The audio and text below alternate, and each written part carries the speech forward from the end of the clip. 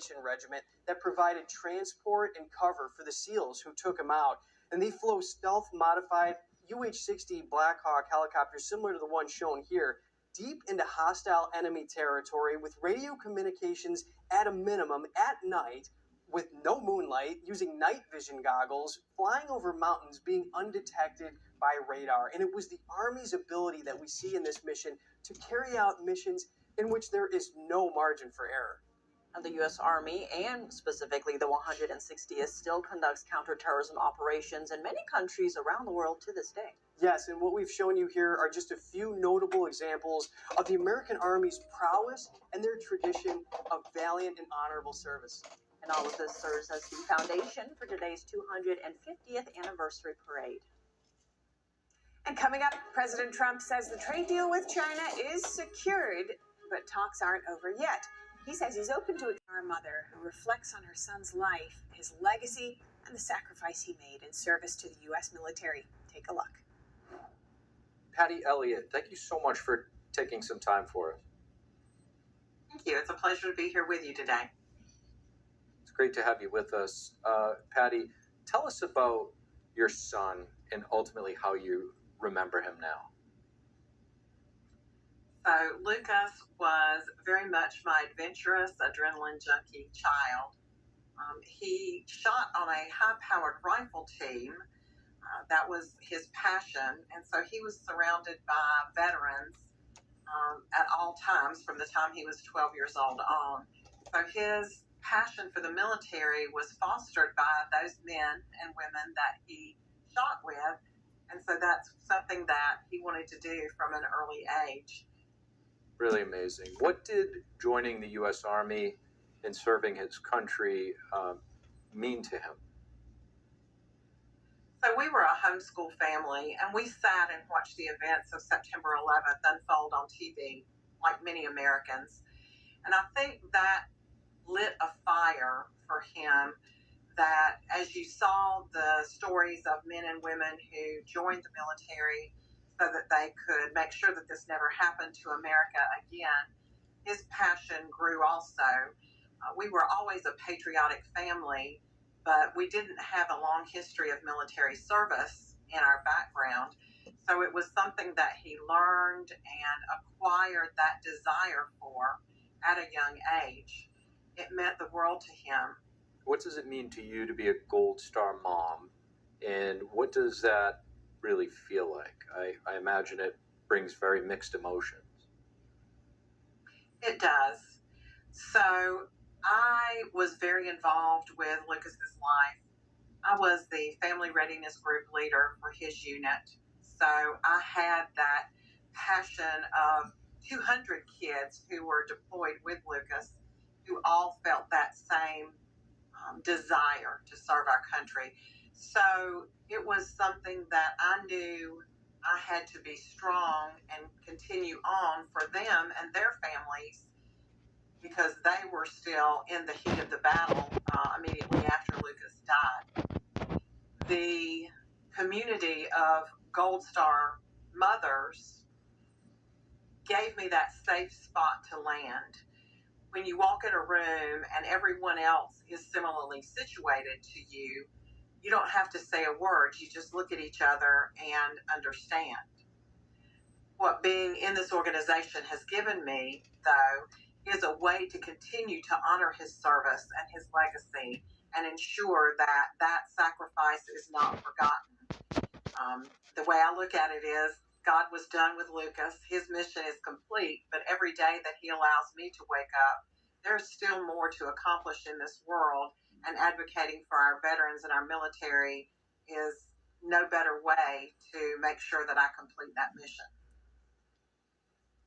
What role would you say your faith has played in, your journey of moving through grief and coming to really lead the American Gold Star Mothers, a nonprofit that honors, the legacy of Lucas and so many other fallen service members?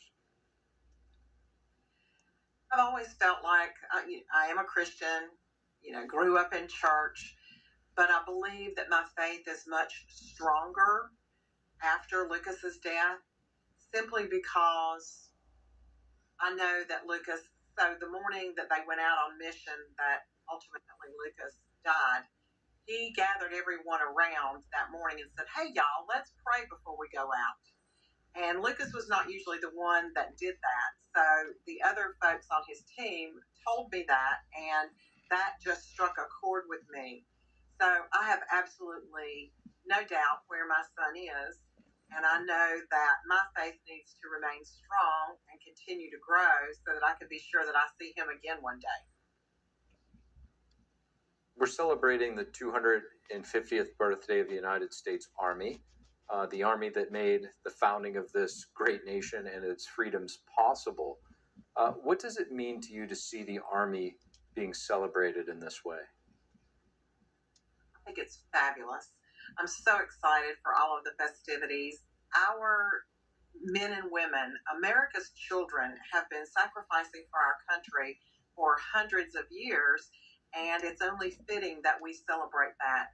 These men and women still, every single day, that they put on the uniform and go out there and do what their country asks of them, for us and our freedoms and our safety. We owe them a huge debt.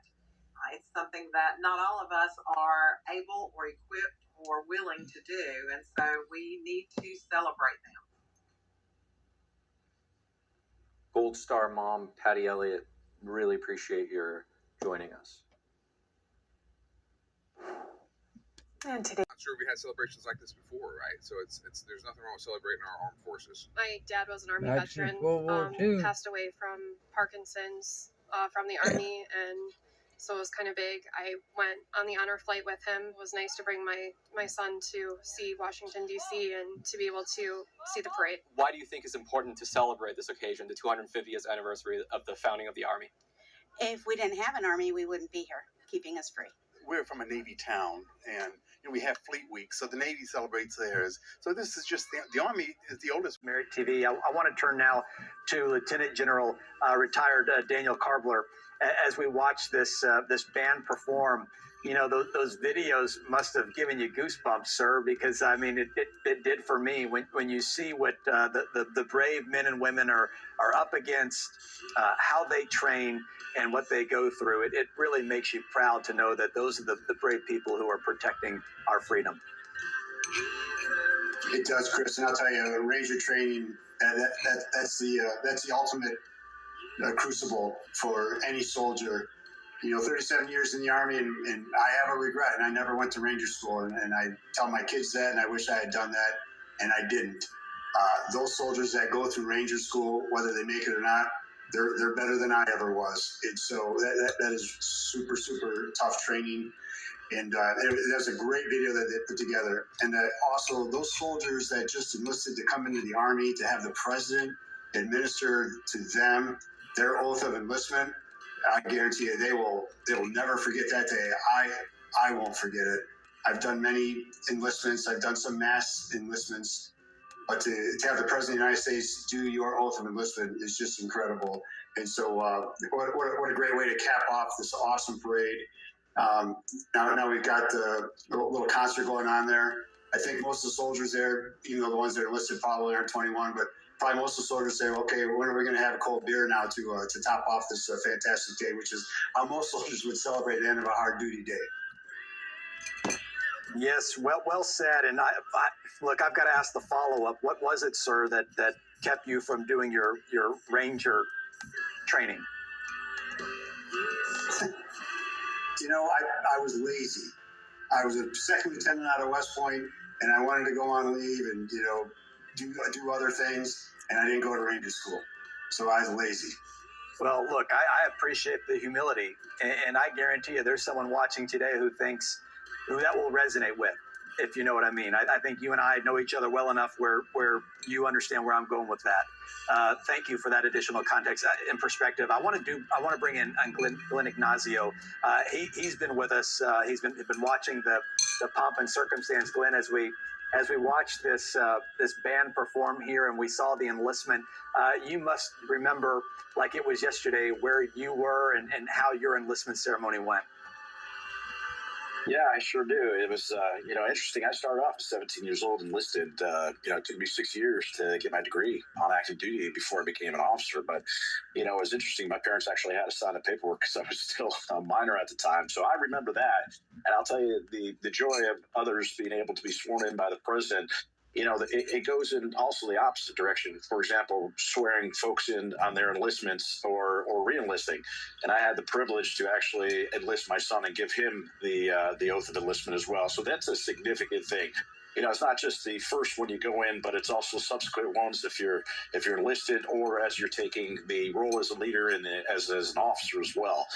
So it's something that's not taken lightly. You remember those words and you carry with you. So it's an important thing on both sides, those administering and those receiving. Yeah, what a special moment for you to be able to perform that enlistment ceremony for your son. I can only imagine what that must have been like. But you're right. I mean, for the brave men and women who were lined up there in their fatigues on the street to be looking up at the commander in chief, not many people can say, I got to do that.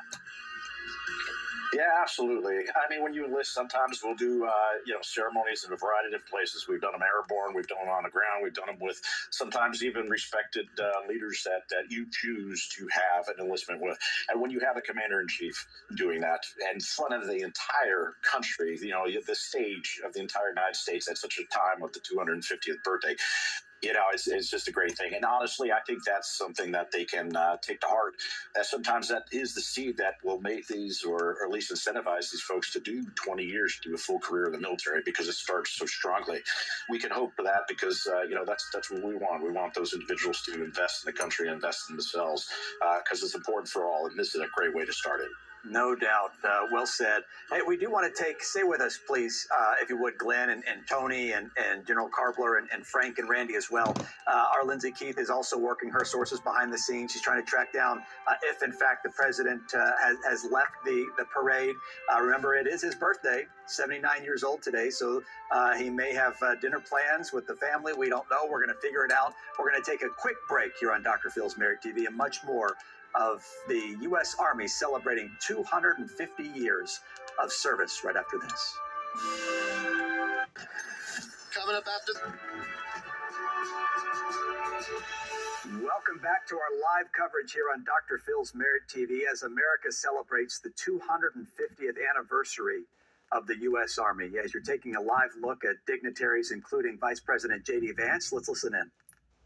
Anywhere, you could have gone to any school. Matt's incredible heroism helped ensure that not a single American soldier died in the Battle of Shock Valley. For 2.5 centuries, our soldiers have marched into the raging fires of battle and obliterated America's enemies.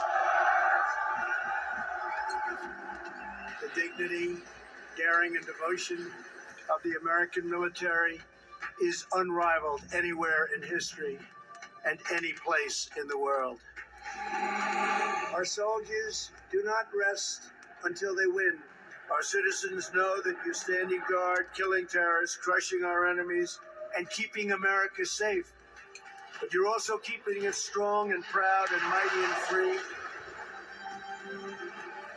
This week we remember that we only have a country because we first had an army. As President of the United States, let me express my undying gratitude for every soldier here today, for every veteran and their incredible families, and for every patriot who has worn the uniform. Our debt to you is infinite and everlasting.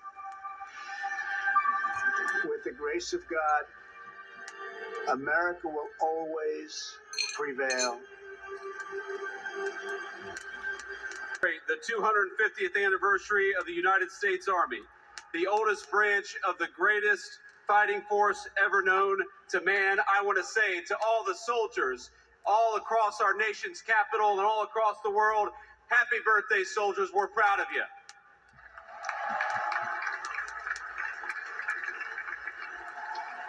And I want to say you represent an unbroken line of greatness, of excellence. And one of the things the President of the United States has told his entire administration from the Vice President on down is that we must remember that the young men and women who put on the uniform and serve this nation are our most precious resource.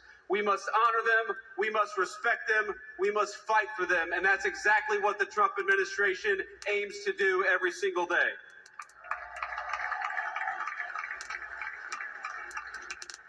And so to our soldiers, we're so proud of you, and let me tell you that the way that we honor and respect you is, number one, we never ask you to go to war unless you absolutely have to, and number two, when we do ask you to go to war, we give you the weapons and the support needed to kick the hell out of the enemy and come back home safely.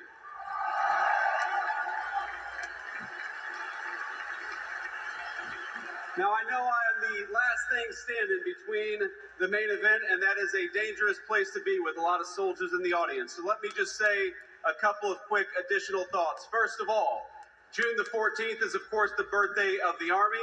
It is, of course, the birthday of the President of the United States, and happy birthday, Mr. President.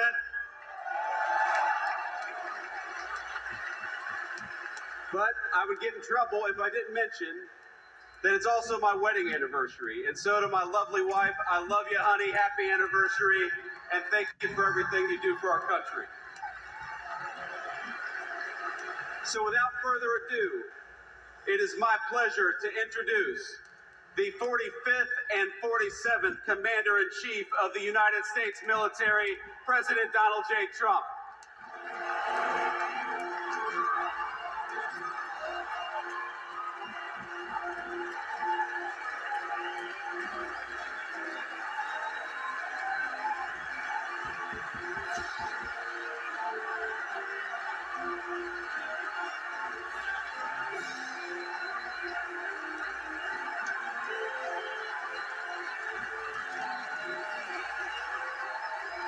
Us free, you make us strong, and tonight you have made all Americans very proud. They're watching from all over the world, actually. Made them all very proud. Every other country celebrates their victories. It's about time America did too. That's what we're doing tonight. Uh-oh.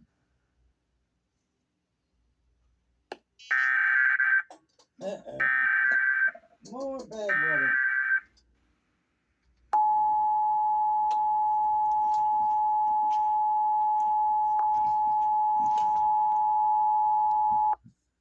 The National Weather Service in Peachtree City has issued a severe thunderstorm warning for southwestern Spalding County in west central Georgia, southeastern Fayette County in north central Georgia, northeastern Meriwether County in west central Georgia, Pike County in west central Georgia, southeastern Coweta County in west central Georgia, until 9 p.m. Eastern Daylight Time. At 8:17 p.m. Eastern Daylight Time, a severe thunderstorm was located. Despite the capture of Mount Suribachi, the Battle of Iwo Jima would rage on for another month. It was some of the fiercest and bloodiest fighting in the Pacific Theater, with 6,821 U.S. troops killed. The statue of 6 Marines, 3 of which later died in the battle, would become a fitting tribute to the courage and resolve of U.S. Marines everywhere. Once the statue was completed in plaster, it was carefully disassembled and trucked to Brooklyn, New York for casting in bronze. The casting process, which required the work of expert craftsmen, took nearly 3 years. After the parts were cast, cleaned, and treated, they were reassembled into approximately a dozen pieces, the largest weighing more than 20 tons, and trucked back to Virginia. Here, they were bolted and welded together on this granite base. President Dwight D. Eisenhower dedicated the memorial on November 10, 1954, the 179th anniversary of the United States Marine Corps. The Iwo Jima Memorial is truly inspiring, containing the location and date of every major Marine Corps action up to the present time. It also contains some powerful inscriptions that communicate the dedication and sacrifice of the United States Marines throughout American history. These are my favorites. Uncommon valor was a common virtue, and Semper Fidelis, the Marine Corps' Latin motto, which means always faithful. Someone once said that sacrifice is the pinnacle of patriotism. Therefore, the willingness for our military veterans to sacrifice for our country has earned them our eternal gratitude. In my mind, a hero isn't a pop star or a sports champion. A hero is someone who has given their life to something bigger than themselves. Even Jesus called us to this heroic standard when he said, "There's no greater expression of love than to lay down your life for another." Thank God, such heroic men and women have gone before me, my family, and my country. I celebrate their lives this Memorial Day in America. Who brought his family along to soak in the festivities. To celebrate this on the 250th anniversary is pretty significant for me and for my friends, my fellow soldiers that I was in Iraq with. And people here at the festival get a unique opportunity of getting up close and personal with this military equipment. I came in, I saw helicopters. I wanted to go over there. I saw a bunch of infantrymen on the way. Then I met this special forces guy from my hotel on the way here, and he gave me a challenge going. And then that was really exciting.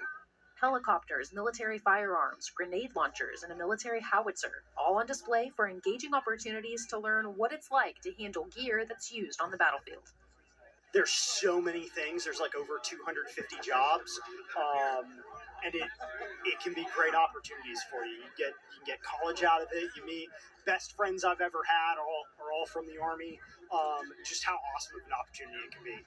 Those at the event emphasized the importance of recognizing and respecting the role the U.S. Army plays in protecting our freedoms here at home. Everyone should be here. It doesn't matter if Trump or Kamala, whoever you voted for, I feel everyone should be here to support our troops because they're the reasons why we have our freedoms. So. But if you see some of the faces here, they're the age of my kids and some of them grandkids, in fact. And I see their heart and their love. Gonna tear up. Love for this nation, so appreciate it. After the festival, tanks and thousands of soldiers will march through the streets of Washington, D.C. The parade will start at 6:30 this evening, right next to the Lincoln Memorial. They'll head down Constitution Avenue toward the Vietnam Veterans Memorial and pass by the Constitution Gardens.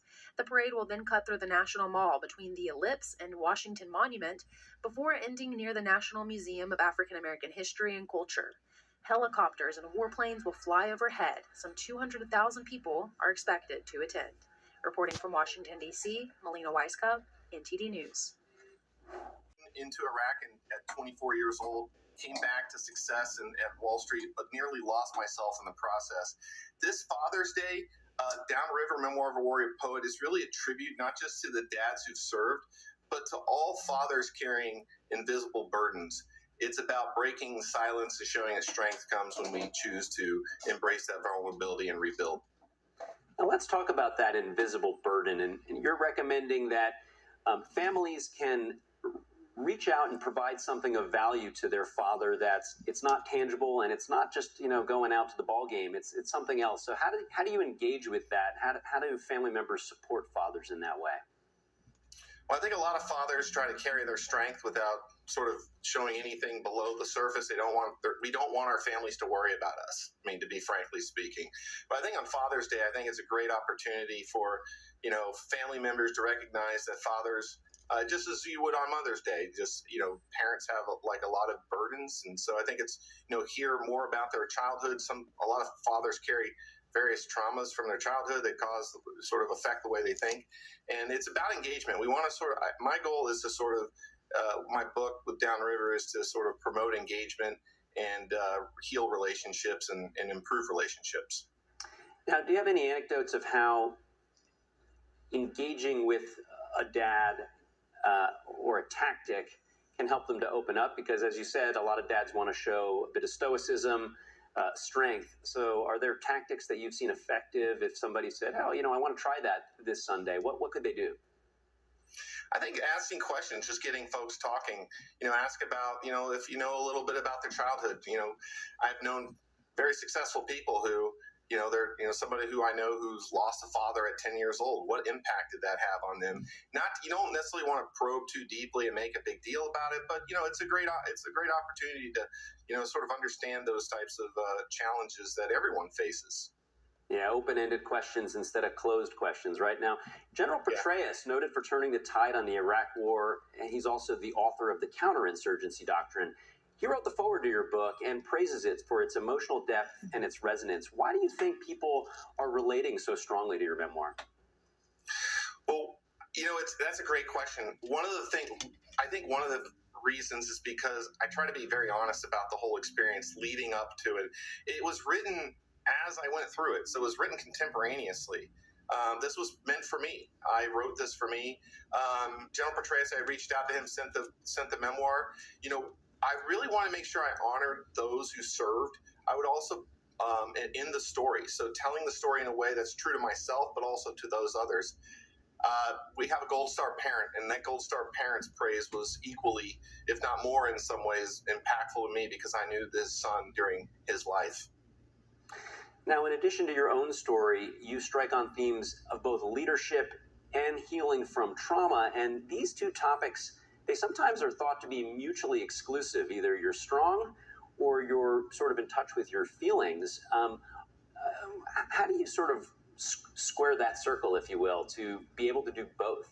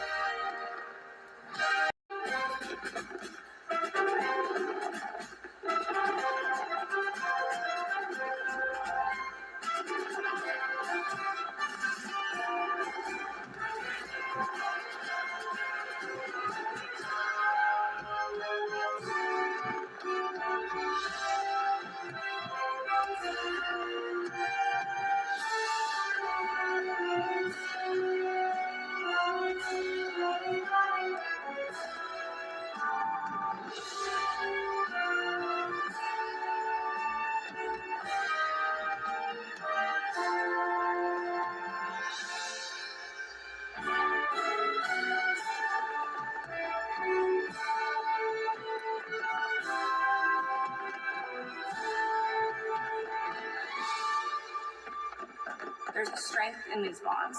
There's a realness to these bonds. It's not just because this is your team, it's because your life depends on these people.